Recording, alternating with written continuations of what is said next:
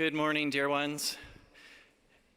Today was one of those weird days. I honestly shy away from the microphone, but today was one of those days where I kind of woke up with a little more fire in the belly, and I asked Pastor Hector if I might offer the moment of generosity today, because I think it's it's absolutely an exciting moment in our history, and it's kind of an interesting time. Here we are, 1 year into a 2-year, or really a year ago, we kicked off this campaign, and it's a really, really exciting and interesting time from the viewpoint of your council president, and let me tell you why. Our campaign set off with 3 objectives. One was around repairing the building, one was around doing ministry, mission support, one was around engagement. Let me talk first about the building. Construction starts tomorrow, literally. And so again, one of the goals was to do what we've been talking about for 15 years and steward this building so that it might continue to serve the community for the next 15, 20, 30 years. Construction starts tomorrow. You'll start to see fences going up. Some of the demolition work is supposed to start on Thursday. It's going to get a little bit messy. Thank you for your amazing generosity that has made this finally happen. Second, I want to talk a little bit about mission budget. So we changed the schedule for how we're going to present budget so that we can go into 2024 with a firm budget. We're going to move the budget meeting up a little bit earlier into November, right? So I've had my head deep in numbers. I looked at where we've kind of been for the last few years and things that we've been able to achieve. And I want to say a few things about that. First of all, this year, we committed to a balanced budget, which means that our income would cover our expenses. We're not borrowing from some reserve account or anything else, right? And through that budget, we committed not only to continue doing all of the amazing things that we do, offering worship and rich music and thought-provoking sermons and outreach into the community and collaboration with our schools, all of those things, yes, but we also took care of some historical inequities in some of the salaries so that we might pay our staff fairly in order that we might endure long-term and have rich, continued music and worship.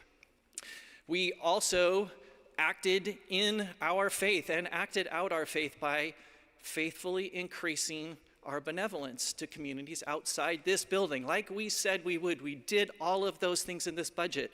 Brothers and sisters, I'm here to tell you today that we are tracking to that budget. Because of your faithfulness, because of commitments made a year ago, we are on track. We are not borrowing from the future currently. Thank you for that generosity.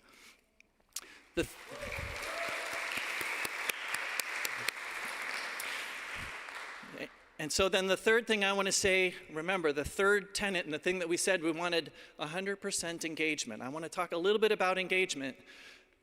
First of all, I encourage you to dive deeply into this next month. Wrestle with some of the thought-provoking questions that will be posed from the front of this sanctuary.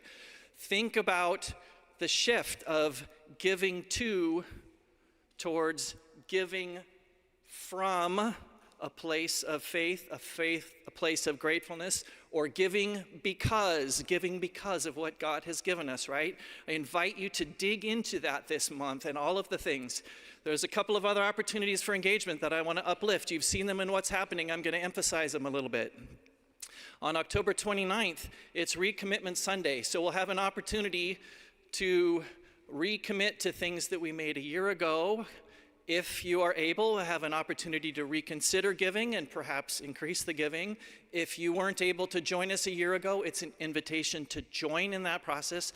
That's the 29th. That will be here again as kind of the culmination of this thought-provoking month ahead. After that is a lunch. Let me lift this up, a free lunch, an opportunity to hang out with your friends. So what is described in the bulletin as it's a post-event or a luncheon after Recommitment Sunday is exactly that. We are going to work with a local catering firm to bring in simple lunch foods in the multipurpose room as a fellowship gathering. Please attend and please RSVP. The links are in the What's Happening. Please do that so that we can gather as a generous community and celebrate the amazing things that are happening here. That's one. Second thing I want to lift up, we have a budget meeting on November 12th. That's not always everybody's favorite thing to talk about. Let me tell you why I think it's important. Because of what happens this month around generosity, because of commitments that we make this month, and the projections that kind of give us about the capacity that we have to do ministry, we're going to make decisions about what we do next year. Do we continue, of course, to offer the rich worship and the connections that happen in this sanctuary every Sunday and all week long?